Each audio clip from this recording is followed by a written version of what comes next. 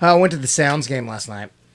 This is the good old U.S. of A. But I got a really cool hat that you would appreciate. Old school Nashville logo from the 70s. They still have them? We've been threatening to go to a game. Oh, it's fun, man. Yeah, they still have them. I'm going to show you real quick before we get too going. Yeah. Look at that hat. It's got the Sounds dude in the middle. It's a cool hat. It is a cool hat. Yeah, it was a fun Almost as cool as those shades. Hey. I'm not ripping. Those are Pit Vipers. Those are premium sunglasses. I'm saying. I have two pair. Two pair. That's something I have a backup. Got to. I got a car pair. I understand that. I mean, I've got 8 pairs of glasses here. I've got 3 pair of readers now. That's a fun one. All right. I think we're ready. Are we ready, Rocky? Are you happy? Rocky's jacked. All right. On that note, hello and welcome to another episode of Streaming Without a Paddle, your weekly What Streaming review show. Insert dramatic pause. I'm Andrew. And I am Ted. This week, Ted and I took on the Netflix/Adam Sandler original, Don't Say Good Luck, on Netflix. Like I said, 1 hour and 35 minutes. And it stars Sunny Sandler, Melanie Lynskey, Max Greenfield, Jack Champion, Stephanie Beatrice, BB Newworth, Steve Buscemi, and who is her friend that I just overlooked? Scarlett Estevez. Scarlett Estevez. That's it. That's the only one that wasn't. I'm looking at the Wikipedia. And no relationship to the Estevez dynasty, acting dynasty. Yeah. Because I was like, no way. Did you say Max Greenfield? I did. Okay, because I think this was his best performance I've ever seen him. Yeah, I mean, I like him, but I think this was his best performance I've ever seen of him. I do too. I'm just jumping in. I agree with you. Okay. Yeah, because I didn't watch The New Girl, not for any reason other than I just didn't. Right. But I have friends that have been on The New Girl, and Paige really likes The New Girl. Oh, airplane mode. She's not getting on the show today. Oh, boom. Yeah. She likes it though. She told me she secretly kind of calls in when she knows we're on the air. Yeah. I know. She likes to get on the air. I know she does. Yeah, but I didn't watch. You're divulging no secret there. Yeah, I did not watch New Girl, but I've seen a few episodes, and I get that's kind of like a certain style. Yeah. I did enjoy him a lot on this movie. Paige, you got stopped short there by your hubby. He got his phone on airplane mode, that's so right. you couldn't chime in. On today. He did it. Getting on today. We're talking serious movies. I had a Celsius on the way here. We are talking movies. Ooh, and a shower.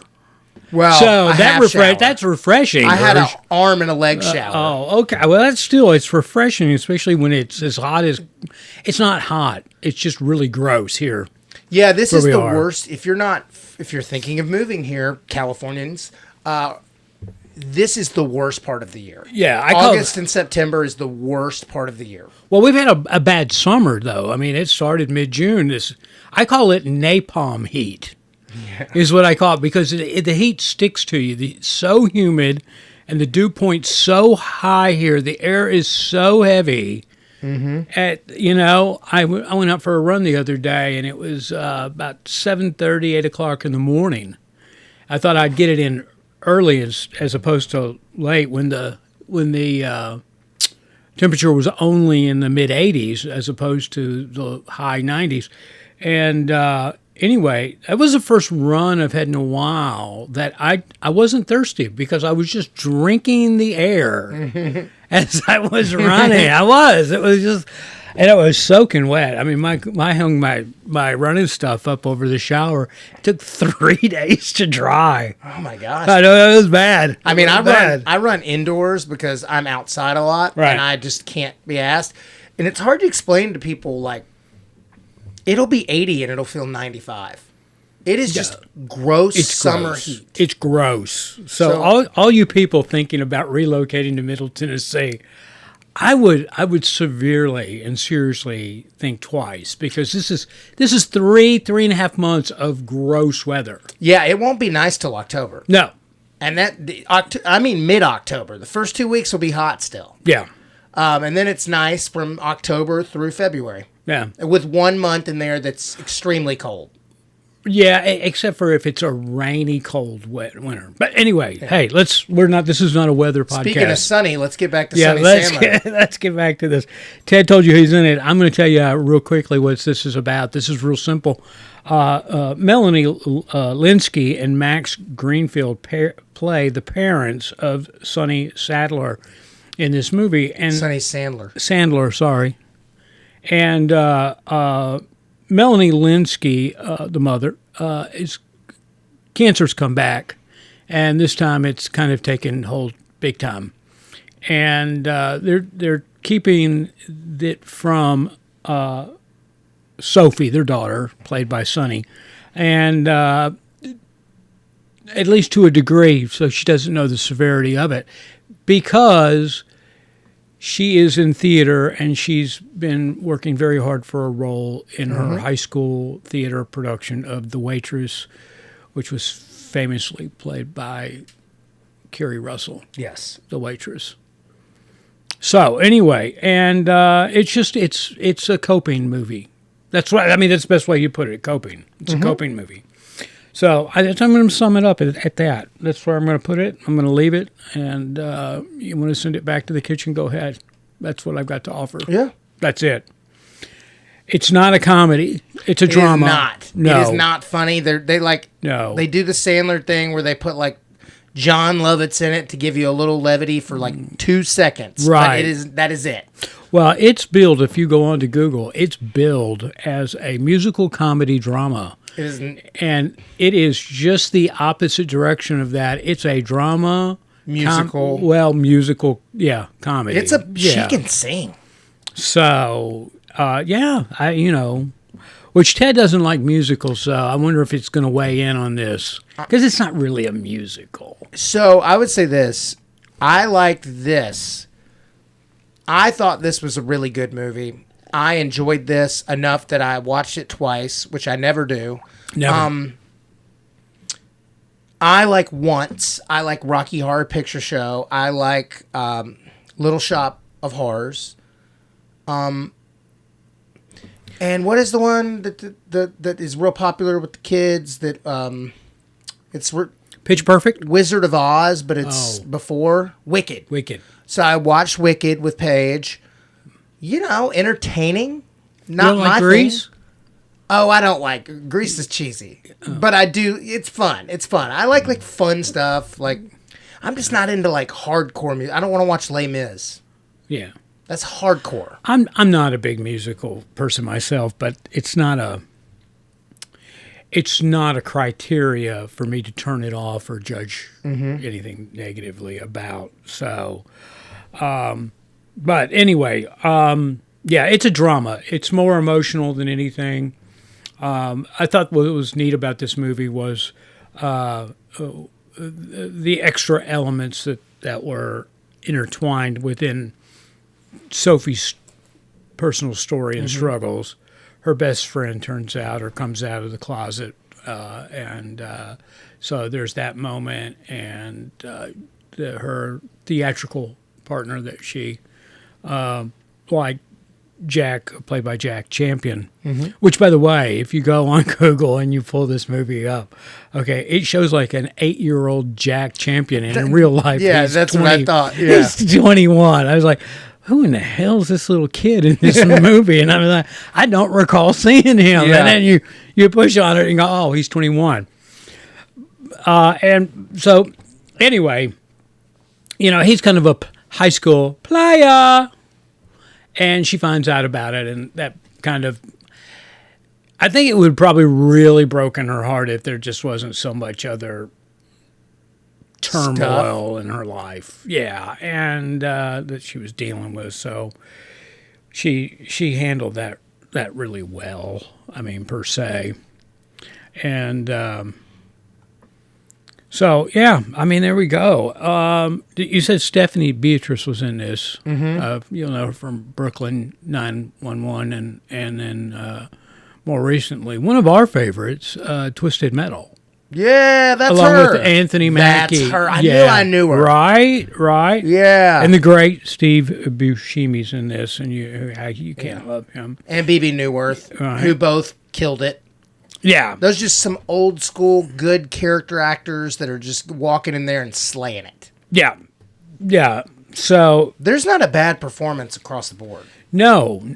This movie was directed by, and I'm gonna acknowledge that, by Julie Hart. Now, I couldn't have picked her out of a lineup of two, but I watched this movie, and she's got a couple of projects under her belt, but nothing huge. And the reason I looked up who the director was because I thought this was really well directed. I look at it because we were just talking about the actors and their performances in it. I think that is really key from a director standpoint. And you get directors, and I'm not lumping her into this category, like Quentin Tarantino and Scorsese and them, that can really pull performances out of actors. They can dig in there and they can get out of them what they want. And she seemed to have done that with this because I think all these actors did such a wonderful job. Yeah. Which brings me to this question, Ted. Yes.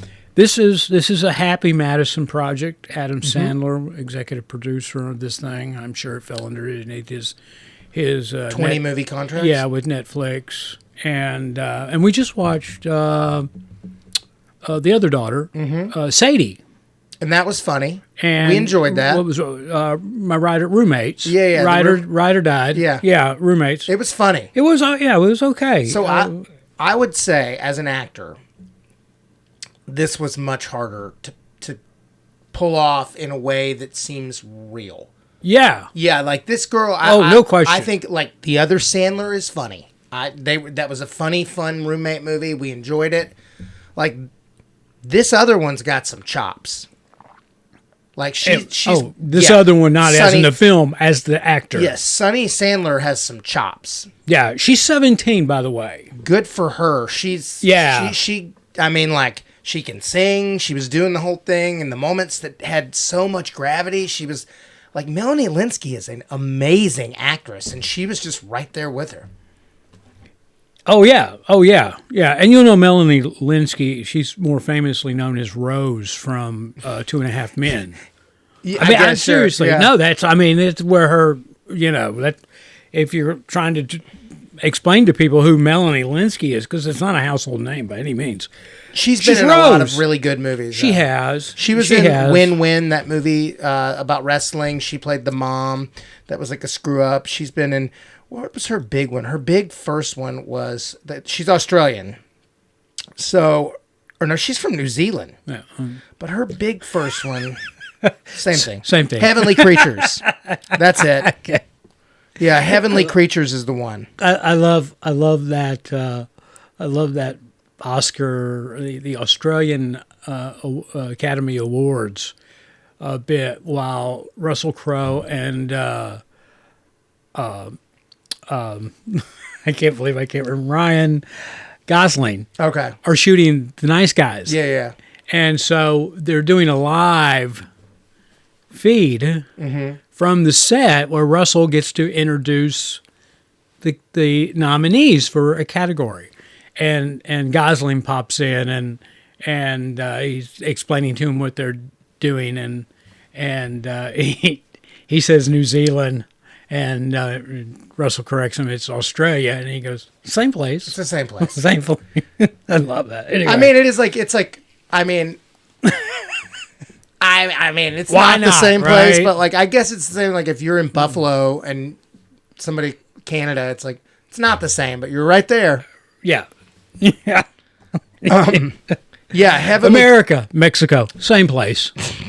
Heavenly Creatures. That's the one. All right, I'm getting back. Sunny Sadler and You Scarlett keep calling her Estevez. Sadler. I'm sorry, Sandler. There you go. Sadler. Anyway, she and Scarlett Estevez, no relation to the dynasty Estevez, were actually the only two kids or actors in this movie of high school age. The others were in their 20s, which I thought was very funny. Matter of fact, the blonde young She had lady, to be 30. she's 26. And I forget her name right off the top of my head, but I took one look at her and I was going, yeah, right. She's got to be an undercover cop. Yeah, I thought was bad casting. I wasn't being like, you can tell she's probably been on Broadway. Yeah, I not in the sense that she did a bad job or anything, but you know, when you're playing somebody who's 26, I believe that's her age, against somebody who's 17, and they're standing next to each other, it's a big tell. Especially if the 17-year-old looks 17. Yeah, she looked like a professional Broadway, and I'm almost guaranteeing that she is, because they shot this. I just looked it up. She is. She's a Broadway girl? Yeah. Yeah, because they shot this at the same time they were doing Roommates. Yeah. Like in the same town, same thing, back-to-back shoots. Okay. So anyway, I thought that was interesting. That and a couple of casting, I don't want to call them faux pas, but things were obvious. Anyway, all right, Ted, let's just, I like this movie. Oh, yeah. I'm going to give it a real good number. Are you? I thought the acting was good. I'm giving credit not only to the actors, but to the director because Yeah. I was wondering, since this was an Adam Sandler project and his daughter, Sunny, I wonder if they had a lot of rehearsal time. I wonder how many times because her performance is so good. I mean, it really is. I'm sure they rehearsed it like a musical because they had to do the numbers. I understand. Yeah, but I'm just guessing that going into this, it was way more than a table read. Yeah. I think, well, even the non-musical choreographed parts, I got the feeling, because everybody's performances seem so polished, not in a bad way, not in an obvious way, that, and of course, that's a lot of pressure on Sunny. I mean, 17 coming out, and doing that. So I wonder if there was a little, daddy's picking up the tab. Let's get people in here and let's have a real rehearsal of this. I think they did. Page one. Yeah, I don't know how they wouldn't have, because it's largely the musical stuff is happening a lot. So I just, kudos. That was that thought went through my head. I'm sure they rehearsed scenes and had a table read and all that, but typically when you rehearse scenes, you're rehearsing scenes the day you're shooting it. You're blocking it off. You get a couple of rehearsals in. The actors are supposed to come in and they know their lines and their parts and they understand the setup and to a degree, but they get a couple of rehearsals in. Yeah. But I just think that the rehearsals exceeded the typical rehearsal in this. Anyway, all right. Having said that, I did. I thought this was a good movie. I did too. So, if you want, we can jump into numbers if you're ready to go. I'm ready to go. Okay. I had a lot of struggle with this one because it was good, and I had to go back and kind of look and listen to things we've done before because I didn't want to get overexcited on my number. I wanted it to be fair, and I wanted to look at things that we had seen before. And last week, sad to think I'm having a hard time remembering what we reviewed last week. And, I only sit in all the edits and all that. Can you tell me what we did last week? What we did last week? Yeah. Oh, yeah, I can tell you what we did last week. Stumped Ted here. Okay. I can Right tell off the. I mean, I'm just brain dead. Normally, I know these. I don't. Well, look. What did we do last week? Hold on just a second. I mean, it was good. It was good, but we do these every week, so that's the thing. We did the Dink 2 weeks That I ago. remember, yes. Yeah, and then What did we came watch? off, and the Last House. That's it. And we hated it. Yeah. Yes, because it was boring. Yeah. Well, it was long. Oh, we hated that movie, dude. Well, yeah, I gave it a 3. I remember what I gave. I gave it a 5.3. Oh yeah, something like that. Yeah. And the week before we did the Dink, and I think we liked the Dink. I think I gave the Dink a 7.7, and that's a pretty big number. I think I probably gave the Dink higher than that. And you did. I think you were a 7.9. I will tell you, I'm going to score this higher than that. And but I'm going to too, because this is a better film. And so I'm giving this movie a number of an 8 straight on. It's just an 8, Okay. 8.0. It's an 8 straight on. It's 3 points higher than the Dink. Okay. But I think it's 0.6 lower than the number I gave People We Meet on Vacation, which was 8.6 in my book. I'm going to give this an 8.2. Okay. That's what An my head said. 8.2 or an 8.2? Both. As in always. Also. No. 8.2. 8.2. Okay. And it deserves it. I mean, performances were good. Now, I will say this to the audience, and I warn you, this is because they're dealing with cancer and they're dealing with people dealing with the death of somebody. Having gone through that, and if you have gone through that, this will be very reminiscent of that time in your life. And if you haven't ever gone through that, I think that this is a very soft version of what you'll go through, because you watching somebody pass on is not a very easy task to do, and having done that, especially if it's got an element of being prolonged, and which makes it really, really, really difficult. And you can understand it. And this movie captured it, the struggle of dealing with real life or putting your brakes on so you can be with those going through this. Yeah. So it captured that really well. So, all right. It's a drama.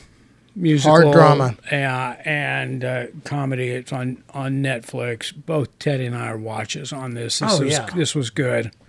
And hello, welcome to the show. That's Mouse, our studio cat. Hey, Mouse. Here you go, babe. You can get down that way. There you go. He just wanted a pet. Yeah, just hey. That was, since you wouldn't let Paige call in, he's like, okay, I'm channeling Paige. I'm going to be on the show for her. It's true. He's coming back. Oh, nope. Nope. She probably wants to exit the studio. So. Well, we're about done, buddy. We're getting there. Yeah, we are. We are. All right. I had this week's Rewind. My Rewind is a 1983 classic. It's currently available on Paramount Plus. Okay. So if you have Paramount Plus, you can do this. Some will argue this was Tom Cruise's big break. This was his this is the one that lit the igniter of his jets into Outsiders? Stardom. No. Taps? No. Oh, Taps is like 81. No. What is Risky Business? Risky. No, that's a good one. Yeah, right. Great. That is his first big starring role. That is. It's the one that, he... But, and I brought it up because I picked it out because this was Sunny Sandler's. Got it right. Mm-hmm. This was her first leading role. And she nailed it. Tom Cruise, that was his first leading role, and he pretty much nailed that too. He did, and he was like with a. I mean, now we know Tom Cruise as he is, but he's in a murderer's row of good actors. Bronson Pinchot. Yeah. What's his name that plays Dudley Booger Dawson from Revenge of the Nerds? Right. I can't remember his name right now. Rebecca De Mornay. Oh, she was awesome. She's wonderful, and she was my big takeaway from that movie. Yeah. I mean, you know, she was Tom Cruise's character's Joel. She was really kind of the crutch in big scenes that held Tom up. I mean, I think that's arguable. She was also turbo hot. And she a very, very, very attractive lady. And the story behind Risky Business is Tom Cruise's character Joel. He plays a high school student, and he's like in the future entrepreneur club at school, and they've got to come up with a something or another that's going to an item, a project, tangible that's proves that they can think outside the box and that they're going to be good entrepreneurs. And at the same time, he's trying to get into Harvard. And anyway, his parents go out of town, and he gets in a little pinch there financially because he took his dad's Porsche, even though his dad told him not to. And he needed some money to help out to get the Porsche back where Dad wouldn't know that he took the Porsche. And so he ends up befriending Rebecca De Mornay's character, who is a call girl. And so she helps Tom raise money for his cause. And in the meantime, her pimp, Joey Pantalone. Yeah, Joey Pantalone. Is very upset because he thinks the high schooler, Tom Cruise, is trying to steal his women. That's funny. Yeah, right. And so it's got that little extra twist. And guess what? The Harvard rep comes on the very night that Joel is using his parents' very affluent home as a place of call girl business. So anyway, and it very, very, very, very entertaining movie. Well written. Man, they shot a ton of movies in Chicago in the 80s. Okay. Everything. Yeah, I'm giving Risky Business. I'm giving Risky Business an 8.4 on my rewind for you guys to watch. If you asked, hey, what would you rather watch, Andrew? Would you rather watch Don't Say Good Luck or Risky Business? I'm at Risky Business. It's not a hard not a hard decision. And that means something because if you ask me, hey, let's watch Don't Say Good Luck, I'm going to go, sure, I'll watch that again. So, Anyway, that's it. All right, Ted, before we go, real quick on Don't Say Good Luck, I didn't understand the title of this movie other than the fact that they said it two or three times in the movie. I mean, it really didn't have any... Don't say good luck, say break a leg. I think the significance was don't say good luck to an actor or a performer because it's like the death blow. You say break a leg, so she's not saying good luck to her mother. Right. That's what I took. As I read trivia from Curtis Armstrong is the other guy I was thinking of. Oh, yeah, Booger. Yeah, Curtis Armstrong. He was... his best friend. But that's his first film. Oh, is it? Yeah. Oh, he did a great job in that. Yeah, he's like... All right. It's funny. Anyway. Here. Risky Business. I'm going to sum it up. Tom Cruise in underwear, good music, because we got Bob Seger and the Silver Bullet Band. There's a Porsche, there are hookers, and there's a train. I don't know how you can't go wrong with those elements in a movie. Yeah. Right? It's true. I mean, come on. It's 100% true. Oh, man. All right. Guys, again, for all those who watch on our YouTube and listen to the podcast on whatever podcast platform you're listening on, thank you. But be sure to follow, subscribe, whatever. That does make it, he's pointing at you. And it does make a difference, and we really appreciate it. But spread the word about us, and feel free to share any of our posts on your social media to, let your peeps your peeps know what you're up to, right? Yeah, You're let them just- know you're yeah, let 'em know you're watching. Yeah. Do you know we have 5-star review? We're nothing but 5-star reviews on our Apple. That's great. I know it is. Thank you. Everybody that has rated us has given us 5 stars. Well, I appreciate them. I do too, but that's the quality of the show we put out. Thank you, Mouse. It is the quality. And Rocky in the booth, Rocky killing in the it. week. Yeah, I mean, poor guy. I mean, we're talking about busting somebody's balls all the time. We really ride that guy. We hard. do. All right, so a lot of love, Rock. All right, guys. Thanks for listening. I'm Andrew. And I'm Ted.